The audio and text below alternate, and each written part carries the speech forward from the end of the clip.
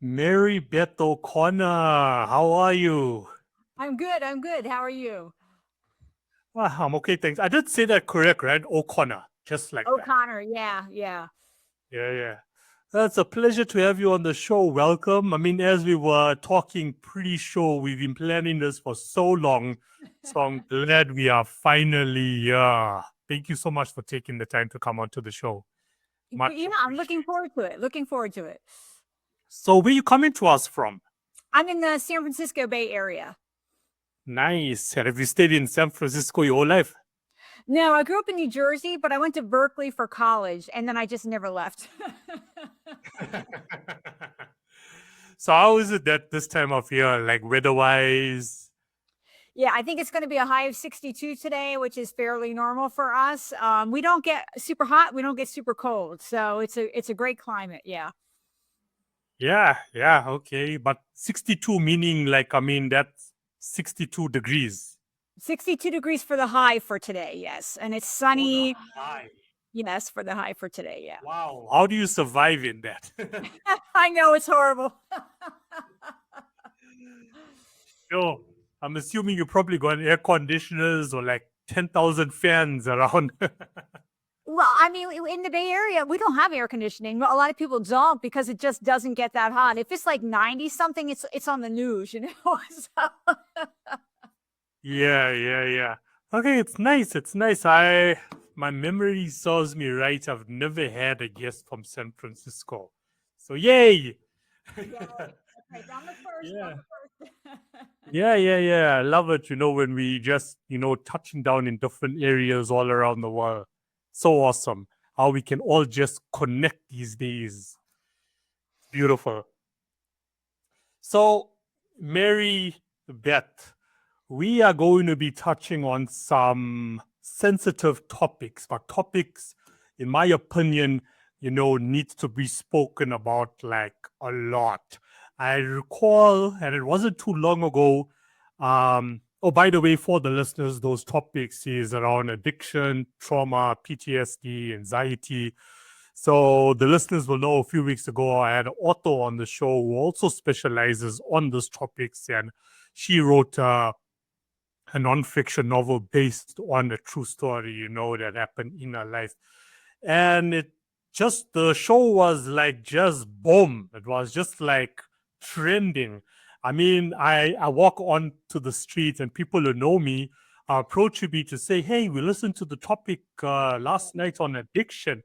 And you know what was so great about it was, and you would know this, like when we talk about these topics, especially addiction, people are scared to talk about it or speak out about it, because there's so much shame around the topic. But after that show got released, I had them coming to me and publicly admitting, Kino, I'm in recovery. I'm in a recovery process and I listened to your show. So thank you for that. I'm like, yes, that's what we want. And I told her, this is like what I want. I need people who are suffering from addiction to own it, be open about it, and let's help each other. So that was Yeah. quite cool. Yeah, I mean, what so Meister I call from junkie to judge, and one of the things I use that sort of former judge title for is to try to reduce stigma and to get people to talk more openly. But the truth is, not everyone can talk openly because there can be professional ramifications or others. And so for me, I'm a retired judge, and that opened up a new opportunity for me to be of service because I can tell my whole story. The child abuse that led to the addiction, but also I shot methamphetamine for many years. And now I have 32 years of sobriety. And so it's a couple ways is to try to humanize it, to try to get people to understand the child abuse, childhood trauma, untreated mental health connection to developing an addiction. There's a strong connection. It's not everybody, but it's a lot of us. But also to give hope about recovery. That even if you or your loved one is in the depths of a miserable addiction, shooting meth or on fentanyl or whatever it might be, that there is always hope. I did not get sober till 32. So it was a long haul, and I was not an early adopter of sobriety. So it is partly to reassure people and to also speak openly because I can now, whereas others often don't feel comfortable going public because there might be ramifications that they are legitimately not willing, to take. Yeah, yeah, yeah. So before we get to, from junkie to judge and what you've done to actually, overcome all of that. And of course, don't talk about anything on the show that you're not comfortable talking about.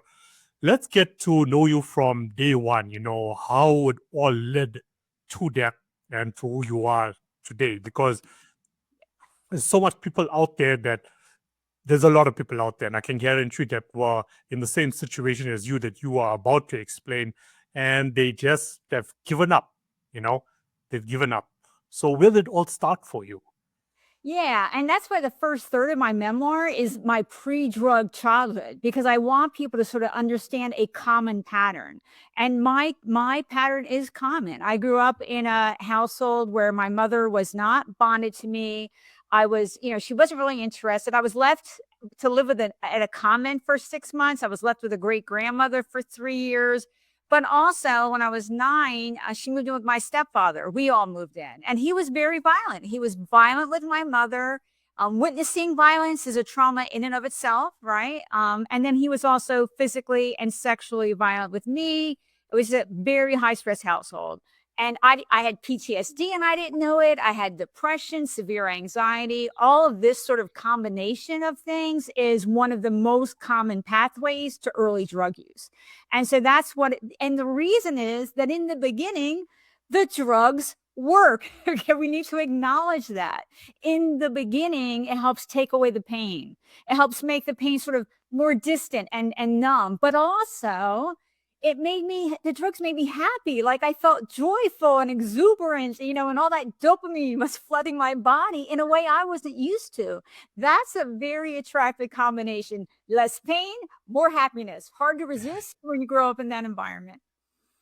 Yeah, yeah, I can relate to that, and I can relate to that with something that actually happened today with me. So I always suffered with anxiety, like a lot. And then over the last couple of years, I became dependent on it, especially with my lifestyle, because, like I'm in South Africa. During the day, I'm up in the morning. I need to see to my tasks throughout the day, and then I'm moving to the podcast, late at night. So there's a lot happening.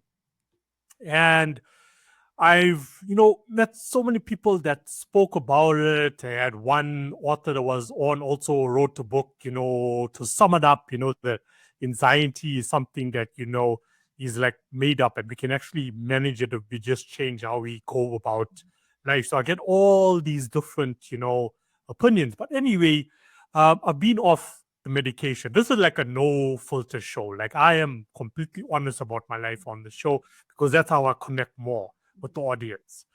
And something happened today, and this is about like 6 months stopping the medication, and I was going great. But something happened today in my personal life that just drove me into another world. Like I was like, what to do next? Knowing that I'm coming into a podcast also tonight. Where is my mind going to be? And I just decided to take, I got one of my friends to just go get me the medication, and I took one of it, and now I'm just feeling more calm, coming into the podcast, being positive like I always am. And I want to get your opinion on this. Like, where do we find a balance, Mm. Because I can keep a strong mind to say, okay, this happened for today, for now, but what if I end up taking the medication again tomorrow and then Friday and Saturday, then it doesn't stop? So when does it stop? Yeah, so I'll distinguish between mental health meds and drug use. Although, well, let's do that first. So, for example, mental health meds like prescription meds for anxiety. My PTSD, because I had child abuse at the home, sexual assaults in the home, sexual assaults outside the home, a violent boys, and I had a My PTSD primarily showed up as very severe anxiety. And I was on meds for about 3 years, and they did help me. They helped me, although I was also in therapy. I did individual, and then I did group therapy with women with trauma histories, which was all also necessary. And then I was able to wean off of the medication without, without it having a negative impact. But had I needed that medication for the rest of my life to not feel that level of anxiety, I would have taken it, but I didn't. And a lot of us can wean off of mental health meds at a certain point, because our brain starts making the dopamine and the all the positive chemicals on its own without them. So to me, that's the one mark. If people need mental health meds to have a happy and stable life and not spin in anxiety or go deep in depression or have psychotic symptoms, from my point of view, take what you need. On the illicit substances side, and I will emphasize, when I say drugs, I always mean including alcohol. Okay, alcohol. Yeah. Okay, Yeah. let's emphasize. It's still the number one worldwide killer of drugs. All the other drugs except cigarettes combined don't kill as many people as alcohol. So let's, establish that. But the line there is sort of related to the core definition of what is a substance use disorder. And a substance use disorder is it's the medical name for addiction. The really sort of short key part of the definition is if you have continued use despite notable negative consequences, that's when it goes from being, a sort of a casual user to having an addiction. And so most people use all substances, including alcohol and even methamphetamine and opioids. Most people use them in moderation. They don't cross that line of I'm having big negative consequences and yet I keep on using the drug. But that's sort of the key definition. There's other factors you can look at. Do I have cravings? If I say I'm going to only, use or drink 3 days a week, can I stick with it? Those kind of things. But the key idea is, are there notable negative consequences and yet you keep doing it? That's an addiction. Yeah. Sure. So it's a complex matter, and it's affecting so many lives, like all around the world. So what is the common myth about addiction that actually makes recovery harder for people? I think there's a couple things. One is there's this idea that you have to have some kind of horrible rock bottom before you're going to be ready to get better. And that is just not true. So if, I had sort of a stereotypical rock bottom. Okay. I was 32 years old. I couldn't hold a job. My relationship was near its end. I was having physical problems. I was feeling helpless and miserable. I had a typical hard bottom. But addiction, substance use disorder, like all mental health disorders, is on a spectrum. So you can have a mild, moderate, or severe version. Just like it's a mental health disorder. Addiction is a mental health disorder. Let's get that out. Just like you could have mild, moderate, or severe anxiety, or mild, moderate, or severe depression, you can have mild, moderate, or severe addiction. Today, we know that it is much better to address any substance problems at the mild or moderate level. You do not have to wait until it gets severe and horrible in order to address it. And a lot more people are doing so. They're noticing patterns. We just had dry January. That's an opportunity for people to take a break and see what role the substance is playing in their life. Sorry, I'm getting a lot of sun in my face. Hopefully it's okay.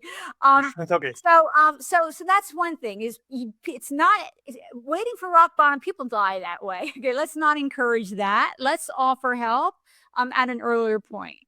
The other thing is that because a high percentage of people with an addiction also have another mental health disorder at the same time. They also have PTSD. They also have depression. They also have anxiety or bipolar, ADHD, whatever.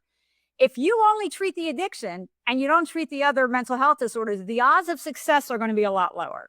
And unfortunately, that's what happens a lot of the times. Sometimes family members will say to me, like, my daughter has tried everything. She's been to rehab 8 times. And when I ask questions, what the truth is, she was offered the same thing 8 times, and she was never treated for her other mental health disorders. Well, your odds of success are going to be a lot lower. So those are 2 of the things I sort of try to share with the public to put in their mindset to help them more effectively and more quickly address any substance problems. Yeah, you mentioned some key words there. So, um, let's start with I've spoken to a hypnotherapist, I've spoken to a therapist. Both use different methods to reach the same goal. Is this still effective, both methods, in 2026? I mean, there's a lot of different. I'm gonna. Okay, that's driving me crazy. All right, there we go. There's a lot of different therapeutic techniques that can be effective for substance use disorders, for addiction. So it can partly depend on what's underneath it.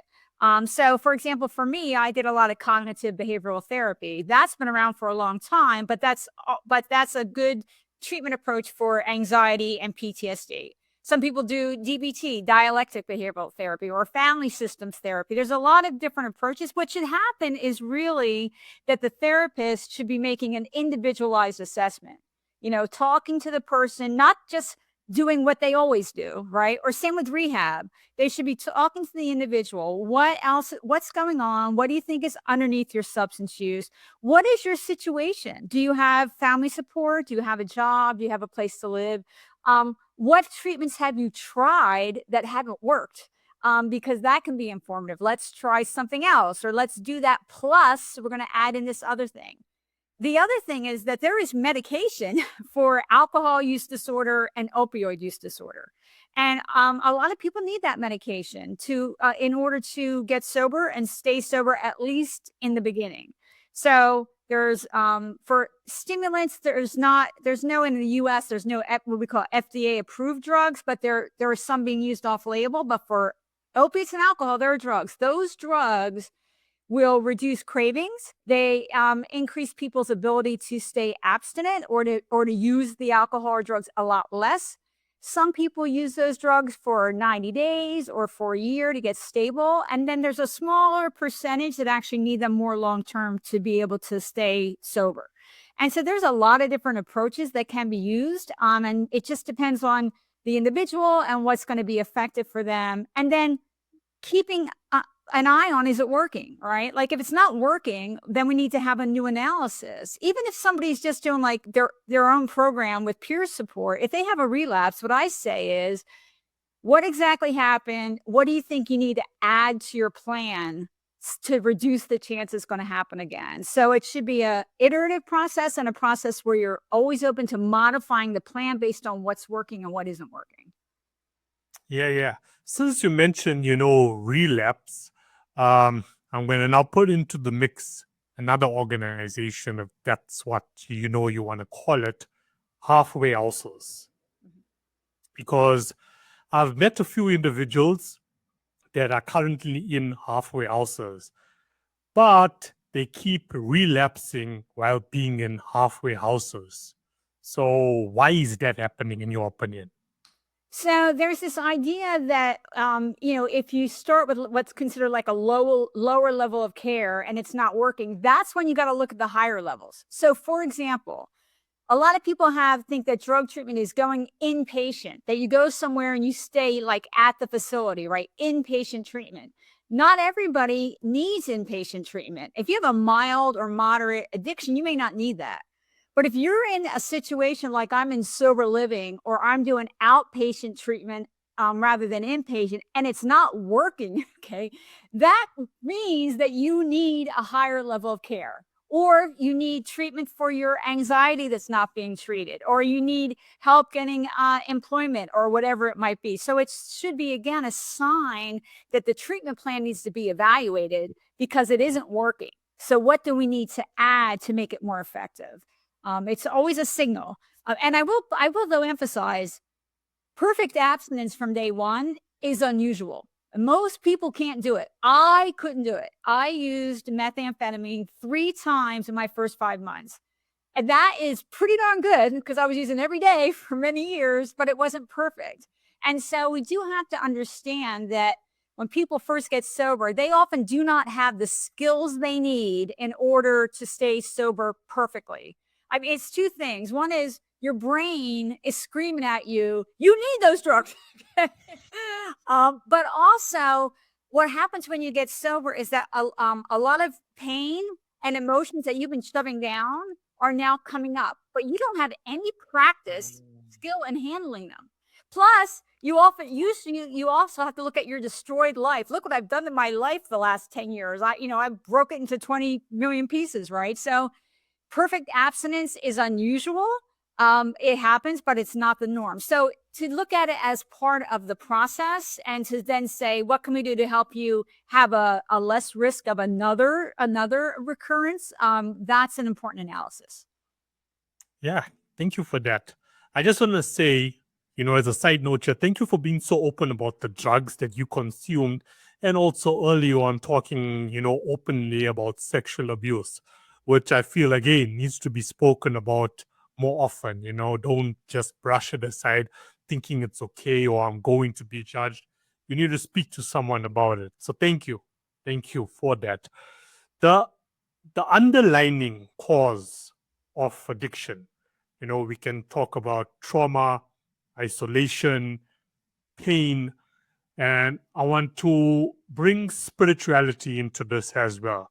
Once again, from personal experience, long story short is because of, look, I come from a, great family. There was a lot of love, but there was also a lot of issues.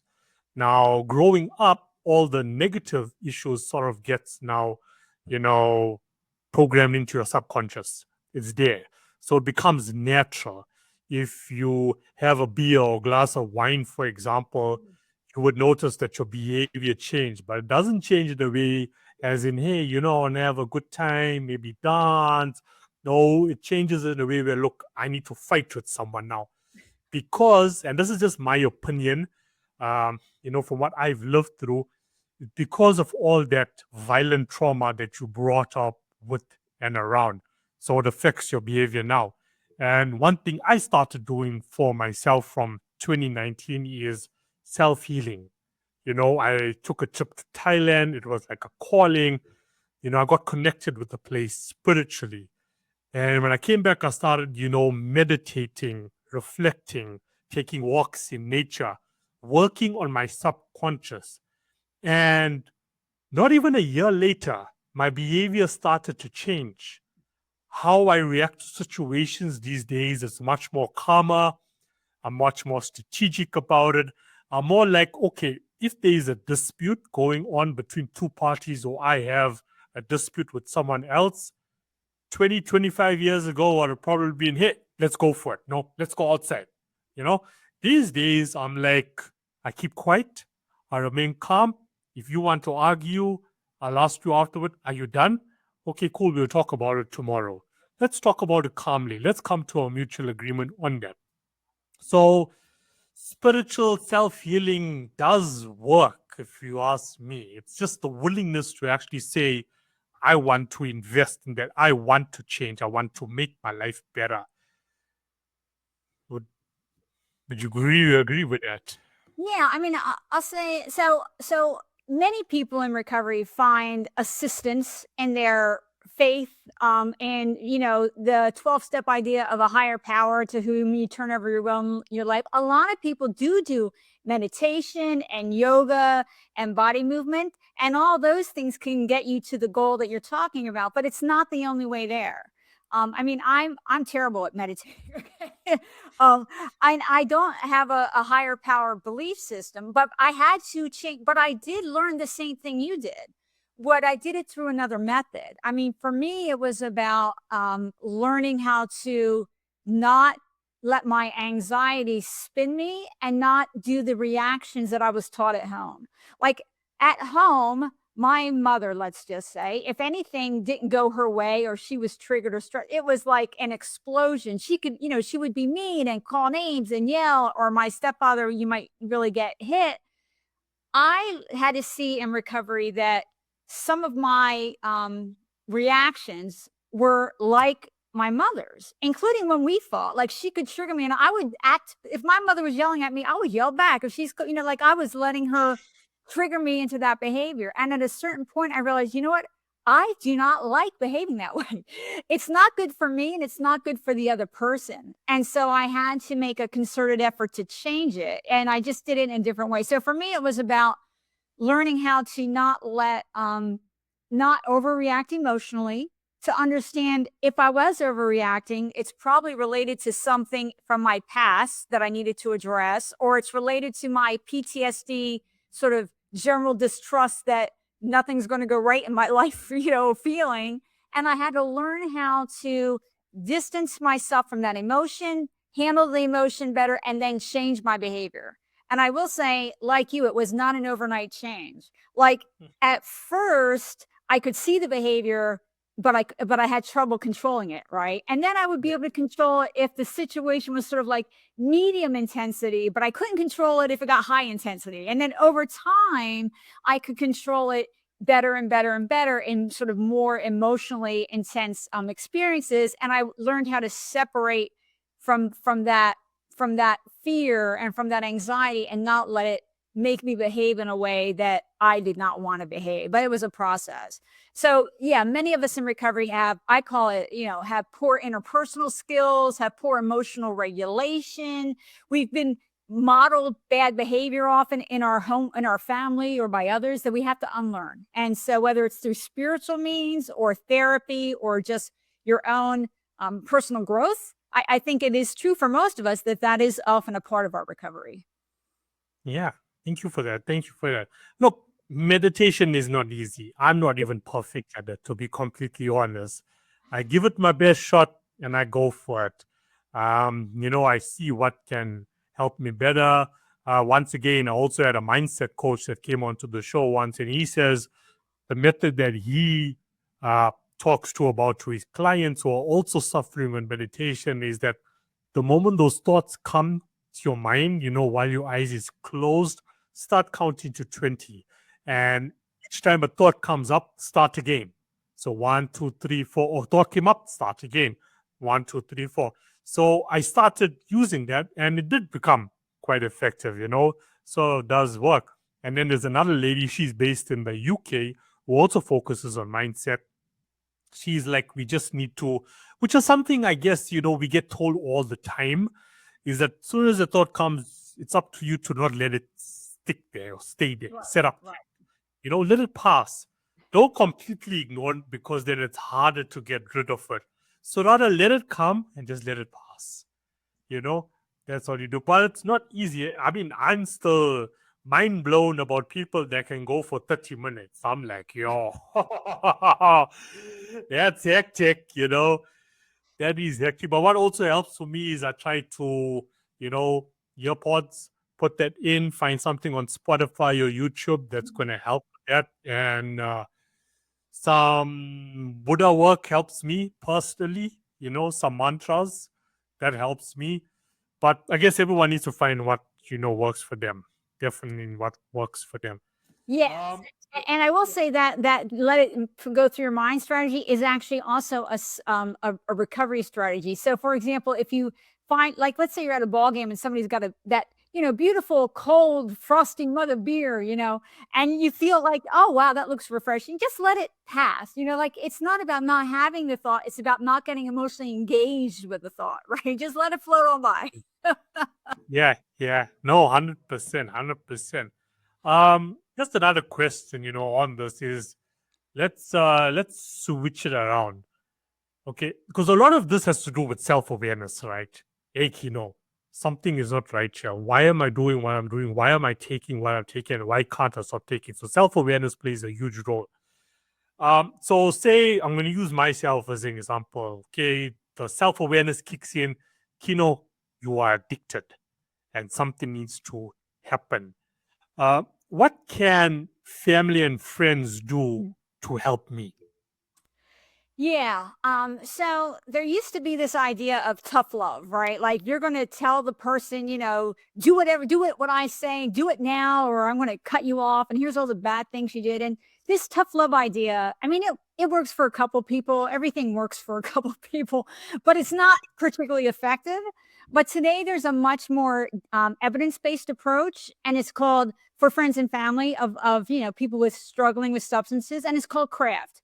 Community reinforcement and family training. You can, Google that, look that up.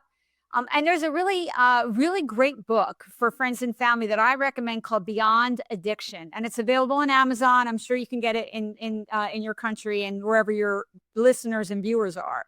And what CRACT is about is a couple of things. One is it's about a more positive reinforcement approach. So if the person does anything in the positive direction, notice that, say, hey, I noticed you didn't get drunk at grandma's, birthday party. That was great.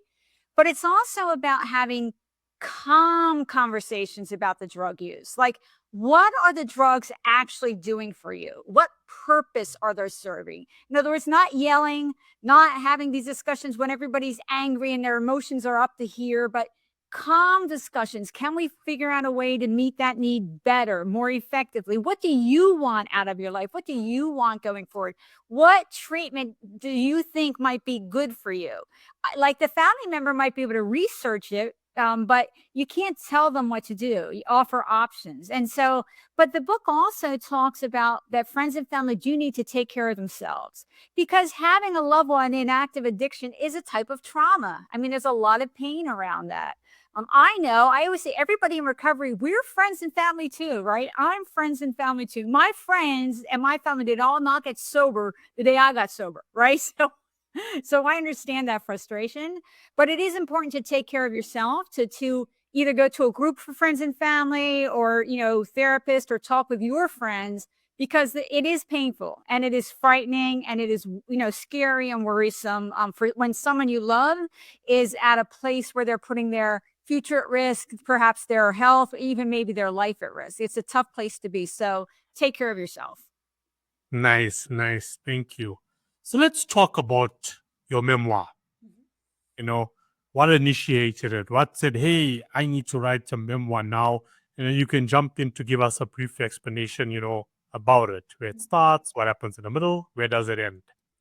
Yeah, so it is called From Junkie to Judge, and the subtitle is important. It's One Woman's Triumph Over Trauma and Addiction, because it's that all together.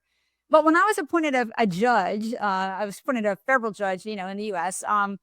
I started to think, could my story be of use? And I started to read memoir. I hadn't really read that much of it, and I didn't see the book out there that I wanted to write. And so my memoir is structured very purposefully. So like I said, the first third is about my pre-drug childhood, because I wanted to show why it made sense to 12-year-old Mary Beth to pick up alcohol, to 15-year-old Mary Beth to be doing pills and hallucinogens, and to 17-year-old Mary Beth to be shooting up, injecting methamphetamine. I wanted the context to be clear, because again, it's a common story, to go from what I went through to that kind of drug use at such a young age. Then I have the usual, sort of chaos stories about what my addiction was like. But the last third is my first 3 years of recovery. And it's about my sobriety recovery as well as my trauma recovery. And it's about building a more individualized recovery plan. I did what we call a self-empowerment recovery. I listened for ideas from others. I read books in the recovery space. I went to different types of meetings, but I always viewed myself as the decision maker on building a plan that was right for me, but also adjusting the plan over time. And so a third of the book is recovery. So that was why I did it. I didn't see a book that sort of had that whole arc in it. And I thought that would be a helpful book to have out. And also I will say, I was a lawyer, right? I'm an excellent legal writer, but I actually had to learn how to write a good memoir. It's a different skill set, and I like learning new things. And so I got some time to reinvestigate my past and sort of heal a little bit more, but also I do enjoy the process of learning something new and write. And I will say my proudest writing moment was when the Library Association of America, the librarians, they said my book was page-turning prose. And so I was really happy with that. It meant the writing, all that work on the writing paid off. Yeah. Yeah.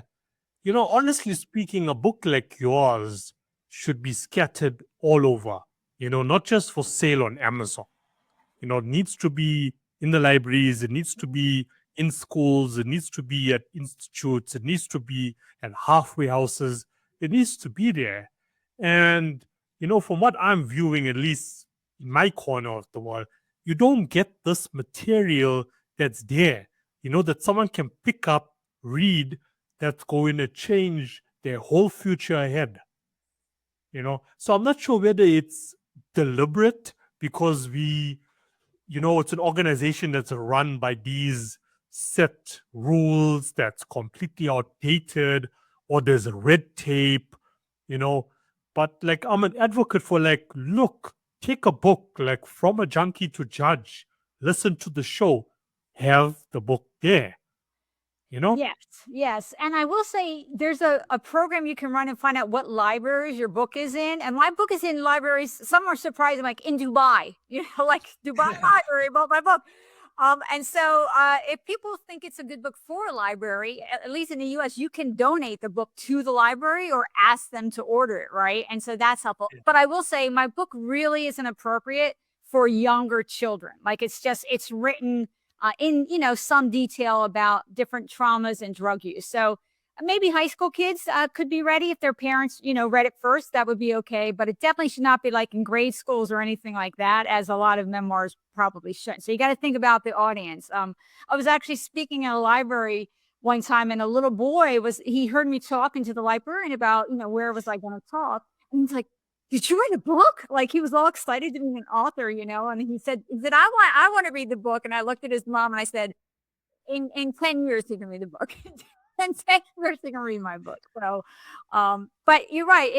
It's helpful to look, I tried to make it useful, and I try to make it be an example of both the struggle, but also of the hope and the recovery. And so hopefully that's what people find when they read it. And I'll also say, I do also write opinion pieces and essays. I've had pieces in the Wall Street Journal and, the Los Angeles Times, and those are on my website and people can read them there. It's junkie2judge.com. People can also always message me through my website and I answer messages. So there's other forms besides just book, there's other pieces that I've written that are shorter. Yeah, perfect. No, I'll ask you to repeat, all your platforms where people can find you towards the end of the show.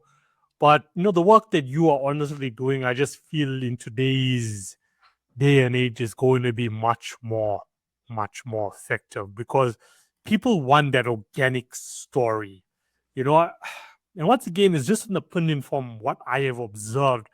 If you come there and you tell me, no, do this, like, what's the chances I'm actually going to listen to you? Do you even know what I'm going through, where I come from, how I got here? And those questions are not asked. The only narrative that's there is, oh, you're addicted to drugs. Okay, that's why you're here. And that's the starting point. But I feel we need to go back, build that relationship, and work like yours, I honestly feel, is going to do that. So where is the book released, by the way? I mean, it's on Amazon and all the usual sites, and in US bookstores, a lot of bookstores have it. And so, but yeah, it's in the US, but on Amazon, the thing about Amazon is everybody in the world can get it, right? I mean, it makes it available. Yeah. Like there's also an audio book, there's a ebook. Those are really easy to get internationally, even if you have trouble getting the hard copy book. So Amazon is useful because it has that worldwide range, and but it's been a book. I mean, sometimes people are like on Twitter X, they'll post a picture they found my book at Barnes and Noble, or something, and that's always fun. That's always fun. But you're right. As far as your previous point, when I do trainings, I start with my personal story, and then I do the educational part. Because it gives me a credibility, but it also makes people more comfortable to ask questions because I'm being open. And so they're more likely to ask questions about their family member or, whatever struggles. So I always start with my personal story as a way to let people know who I am as a speaker, but also it sort of opens the room up to a little bit more of an honest discussion, I think. Yeah, no, 100%. When I was in college, I should always business studies, right? I would sit in the class and I got this dude in front of me telling me or educating me about business. And I think to myself, but if everything you're teaching me here actually works, why aren't you doing it?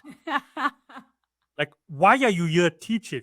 But I love your approach where you come in, you share what you've done, what you've been through. Now I'm here to teach you about it. Now that is going to grab my attention, And I wasn't the only one. Like, there was a lot of people that should ask that question. Like, you're telling us, okay, this is how to start a business. You're talking to us about the economy.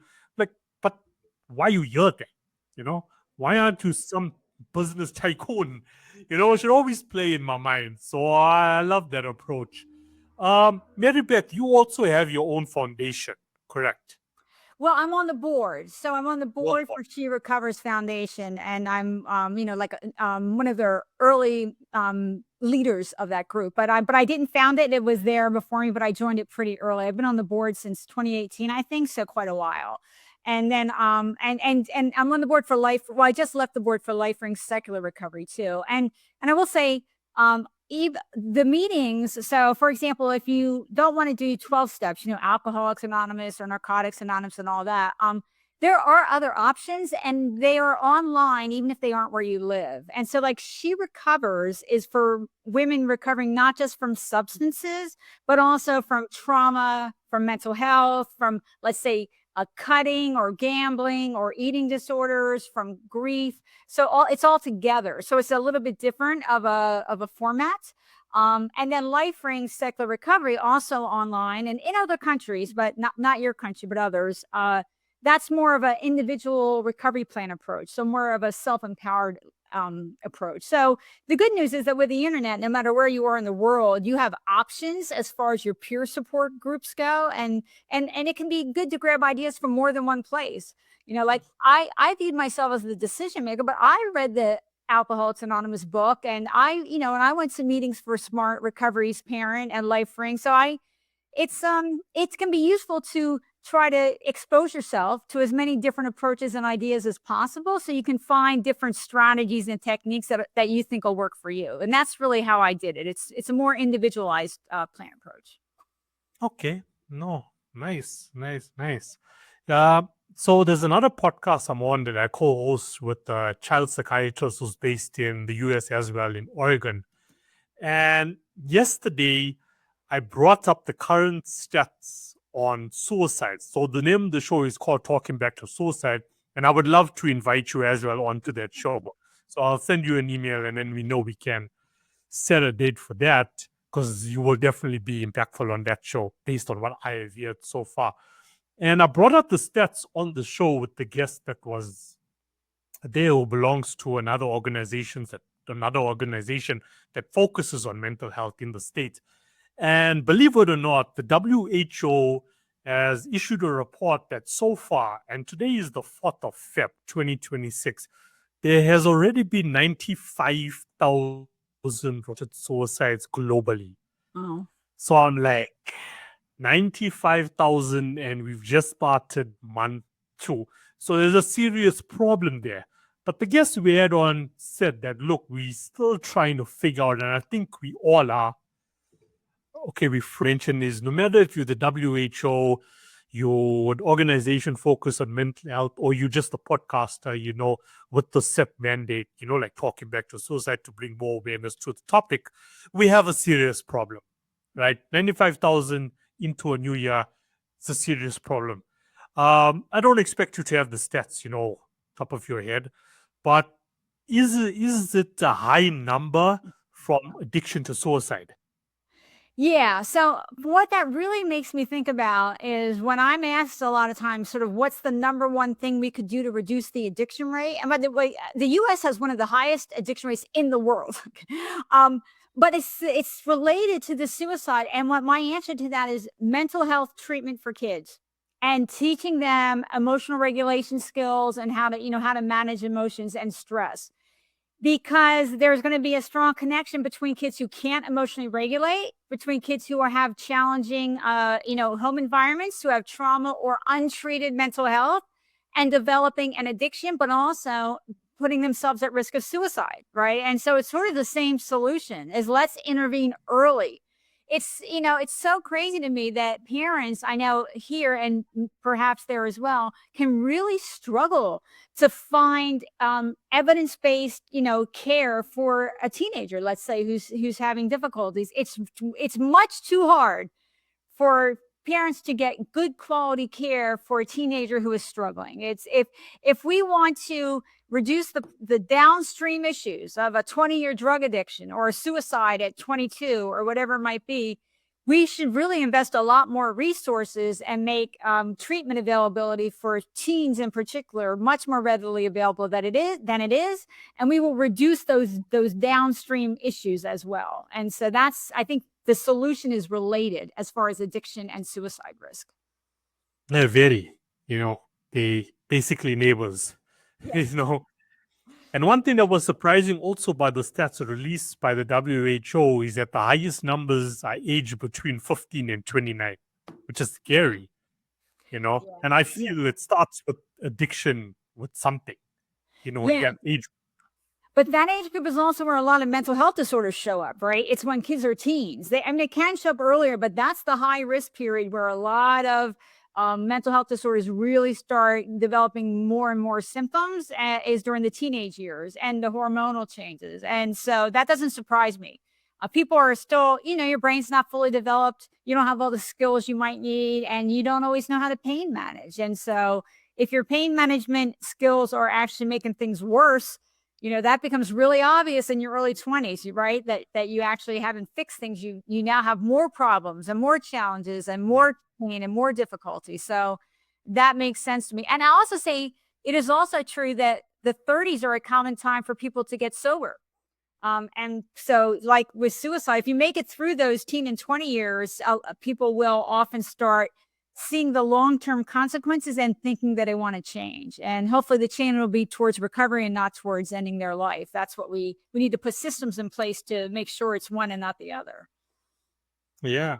And I mean, mental strength has also changed as the generations have progressed, right? Because I'm a millennial, and when I was growing up, 15 to 29, you didn't even, you never looked at challenges as challenges. You embraced it, you took it on.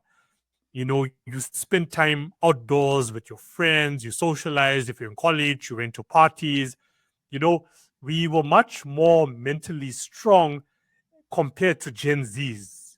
And I feel technology has a huge role to play with that. And that is another form of addiction that can lead to suicide as well, and can be severe as being addicted to drugs, because we consistently on our phone, we're scrolling through TikTok, doom scrolling, and we're comparing ourselves to all these fakes out there.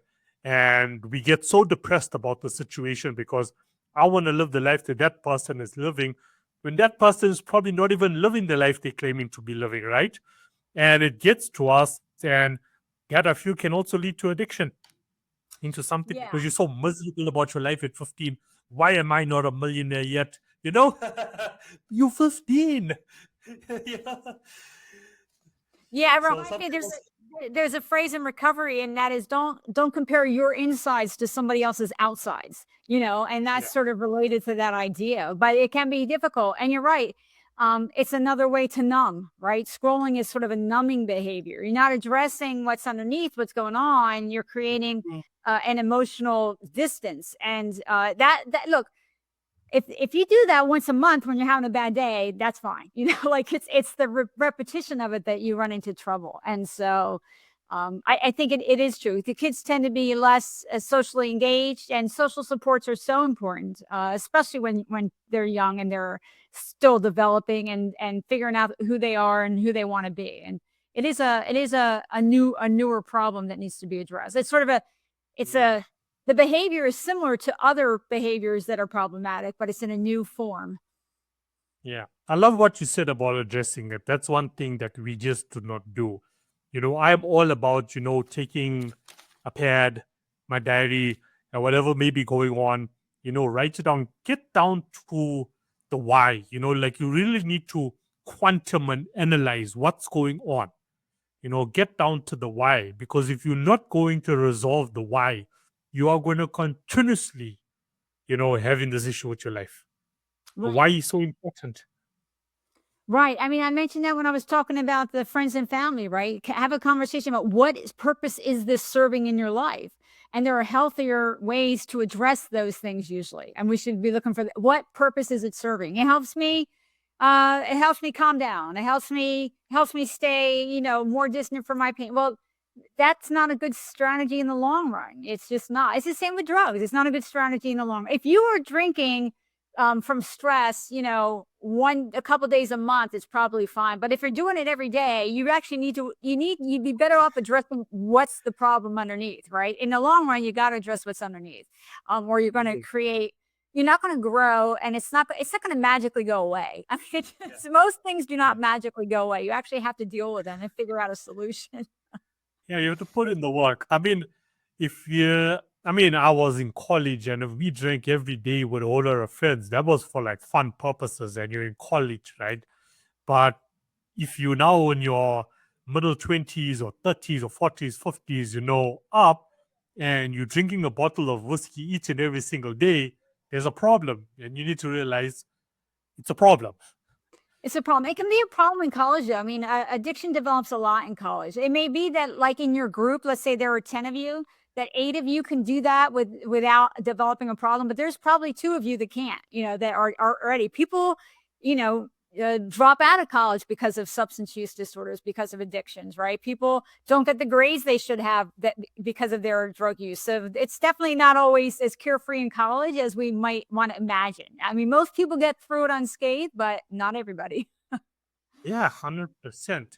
So, Mary Beth, as we conclude, I normally say it, just to the listeners who are struggling with recovery at the moment, but what would be your quick advice to, listeners battling with addiction, not recovery, battling with addiction right now, parents who have children that are battling with addiction, and organizations out there that are trying to resolve this issue? What's your final words for them? I guess one thing I would say is that don't wait to get help until you are 100% sure 100% of the time that you want sobriety, because that's not usually how it starts, right? It's not how it started for me. When I went to rehab, I actually didn't think I could get sober. I was 32 and I have been using since I was 12, and I had so much pain. I didn't think I could do it. But I was open to looking for a way to at least get better, to use less. That's how I walked in the door. Let me figure out how to use less so my life's not this chaotic, not this miserable. That's you start there, start wherever you are. Don't wait until you're sure. It's okay. Ambivalence. One day I think I want it. One day I think I don't, that's normal. Lack of perfection is normal. Being afraid. I mean, I was terrified. What are they going to make me do in there? I'm going to have to deal with my pain. My pain's going to explode and I'm going to, not be able to handle it without drugs. There's a lot of these kind of thoughts and fears that happen. Just take it one step at a time, give it your best, and know that it'll be a process. I learned to believe that it was an option for me from seeing other people succeed. Like that's sort of what planted the idea in my mind that if they could do it, I could do it too. But that was a process. Learning how to be sober was a process. Learning how to handle my emotions was a process. So let's not think that we have to walk in being perfect at it or being like, an A star at it to get started. Most of us don't start that way, and yet they get long-term sobriety in the long run. So start where you are. Family member, encourage them to start where they are. Employers understand that, people may not be perfect, but we can still, it doesn't mean they're not trying, and it doesn't mean they won't succeed in the long run. Yeah, no, thank you for that. Thank you for that so much. You have been totally, totally awesome. So what's next on the agenda for Mary Beth into 2026? Yeah, so I mean, I do trainings. Like I do trainings for lawyers and judges. I've got a couple of those coming up, a couple other speaking engagements. So I do a variety of things. I've got a couple pieces I want to write when I can find the time. So I keep my finger in there. I've got my board work. So I'm retired and I try to keep this part-time, but it's interesting to me to be of service, to be of use, and to, I like writing, I like speaking, I like training. So all of those things are coming up for 2026. Nice. And I wish you all the best for it and keep up the good work. We need you. Thank We you. need you. Thank you very much. Yeah. So once again, you can mention where listeners can find you online. So I'm on my website is junkie2judge.com, and you can message me there, and there's a lot of information. I'm on X, Twitter at Mary Beth _. I actually only post information about addiction and recovery and trauma and recovery. So if you're interested in those topics, please do follow me. Thank you so much, Mary Beth. I'm glad that we finally got this done. Yeah. Thank you so much. And yeah, enjoy the rest of your days and hope you survive the heat. Thank you. Yeah, the heat. It's Fahrenheit. It's chilly. Saturday. Oh, Saturday night. Oh, okay, Saturday night. There we go. Okay, but still survive that as well. Survive that as well. Yes, Yeah, yes. whichever direction that was going, you have to survive that. Okay, thank you so much. Enjoy the rest of your day. And I never tell people goodbye because you never know when we will run into each other again. Catch you later. Catch you later. All right.